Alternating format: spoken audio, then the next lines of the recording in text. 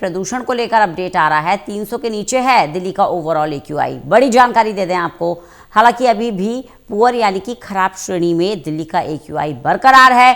कई इलाकों में 350 तो कई इलाकों में 200 के नीचे।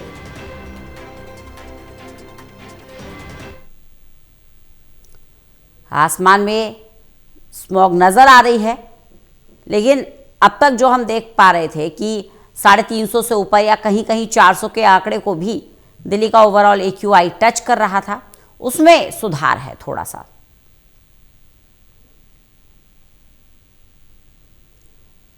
तेज ठंडी हवाएं चल रही हैं, सर्दी है, शीतलहर है, लेकिन थोड़ी सी आप गनीमत इसे समझ सकते हैं कि ओवरऑल एक्यूआई 300 के नीचे है। कई इलाके ऐसे भी हैं जहां 200 के भी नीचे है। विशाल हमारे साथ हमारे सहयोगी लगातार बने हुए हैं। विशाल, वायु प्रदूषण को लेकर क्या है आंकड़ा? देखिए, अगर 8 बजे के आंकड़े की बात करें तो इस वक्त दिल्ली का ओवरऑल एक्यूआई जो है 260 बना हुआ है, यानी 300 से जरूर नीचे है, लेकिन अभी भी पुअर श्रेणी में आता है। और पिछले अगर 3 दिनों की बात करें, अगर न्यू ईयर से यानी 1 जनवरी से लेकर अभी तक की बात करें तो बीच में 2 और 3 तारीख को जरूर 300 के नीचे एक्यूआई लेवल पहुंचा था, लेकिन पहली जो तारीख थी साल की उस दौरान 380 था। और कल की बात करें बीते दिन की यानी 4 जनवरी की, तो 307 एक्यूआई लेवल बना हुआ था। तो ये दर्शाता है कि जो एक्यूआई लेवल में पैटर्न है, इसमें उतार चढ़ाव का सिलसिला जो है लगातार बना हुआ है। और आज एक्यूआई लेवल 300 के कम जरूर आया है, लेकिन इसका मतलब ये बिल्कुल नहीं है कि आने वाले दिनों में भी एक राहत जो है मिल सकती है, क्योंकि पहले भी हमने देखा था कि 2 दिन मामूली राहत मिली थी और अगले दिन ही वापस एक्यूआई लेवल जो है एक बड़े उछाल के साथ 300 के पार चला गया था। और आज भी जो स्थिति है वो यही हमें चेतावनी देती है कि आज जरूर एक्यूआई लेवल थोड़ा कम है और कई इलाकों में 200 के भी नीचे एक्यूआई लेवल पहुंच गया है, जो कि अपने आप में एक बड़ी खबर है। लेकिन क्योंकि हवाओं की रफ्तार जो है वो इस वक्त काफ़ी ज़्यादा तेज है, तो यही वजह है कि प्रदूषण के कण जो है वो